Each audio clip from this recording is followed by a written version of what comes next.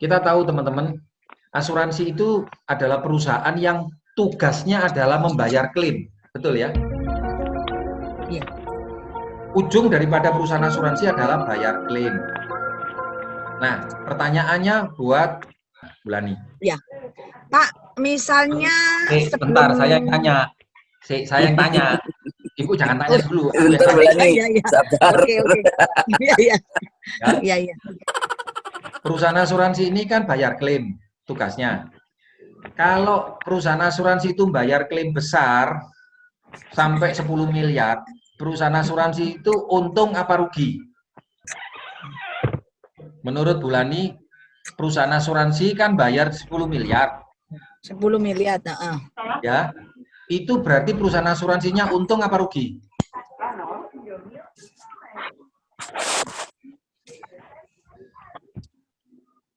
Saya untung lah ya. Untung, Pak. Kalau perusahaan asuransi itu tidak bayar klaim 10 miliar, berarti dia untung apa rugi? Kalau bayar klaim aja sih untung, berarti tidak bayar klaim tambah untung gitu ya? Iya. Jadi teman-teman, ini prinsip ya yang harus Anda pahami ya. Ini prinsip. Kalau prinsip itu tidak bisa dirubah, oke? Bukan asumsi. Bahwa ketika perusahaan asuransi itu membayar klaim, dia sumber uang klaimnya itu kan diambil dari biaya asuransi yang diambilkan dari biaya premi, uang setoran premi. Oh, iya. Misalnya preminya 1 juta, biaya asuransinya 100.000, ya. Maka yang 900.000 masuk investasi, yang 100.000 masuk biaya asuransi. Nah, status biaya asuransi 100.000 ini tidak boleh digunakan oleh Allianz untuk kepentingan bisnisnya Allianz. Dia harus dimasukkan ke dalam rekening yang terpisah. Ya. Jadi, ketika ada uang 100.000 itu diambil, ya memang itu sudah porsinya. Diambil sudah porsinya, tidak diambil karena nggak ada klaim, itu juga memang ya sudah porsi. Sudah porsi. Berarti bayar klaim atau tidak bayar klaim, ya perusahaan asuransi tidak untung dan tidak rugi. Seperti Anda kalau bayari anak Anda sekolah, untung apa rugi? Ya, tidak untung dan tidak rugi. Karena memang tugasnya memang bayar klaim. Jadi kalau klaimnya besar, ya memang tugasnya. Kalau klaimnya nggak ada, ya perusahaan asuransi juga nggak happy, gitu. Biasa aja, ya. Nah, terus masalahnya apa? Kan misalnya sekarang saldo yang mengendap itu banyak. Dalam 1 tahun itu ternyata tidak ada orang yang meninggal atau nggak ada orang yang sakit. Sehingga uangnya itu tumpuk gitu ya. Nah, terus masalahnya apa?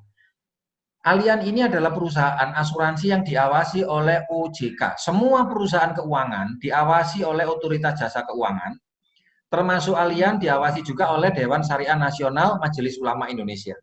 Uang masuk, uang keluar harus dilaporkan dulu, baru klaim dicairkan.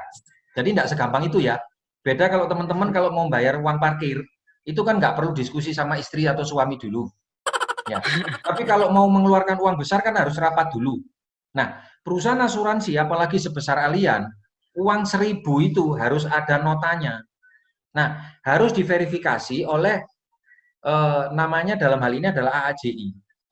Ya, jadi ini ada OJK, di bawah OJK itu ada namanya AAJI, yang di sampingnya AAJI itu ada namanya aktuaria.